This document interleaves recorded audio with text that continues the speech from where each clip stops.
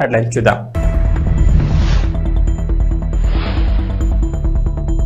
ప్రపంచ దేశాలను వణికిస్తోన్న కొత్త వైరస్, వేగంగా విస్తరిస్తున్న మంకీపాక్స్, తెలంగాణ వైద్య ఆరోగ్య శాఖ అప్రమత్తం. తెలంగాణలో గ్యాస్ సిలిండర్ లబ్ధిదారులకు గుడ్ న్యూస్. 48 గంటల్లోనే ఖాతాలో సబ్సిడీ డబ్బు జమ చేసినట్లుగా మొబైల్కు మెసేజ్. వైఎస్ఆర్సీపీలో మార్పులు చేర్పులు, పలు నియామకాలు చేపట్టిన వైఎస్ జగన్.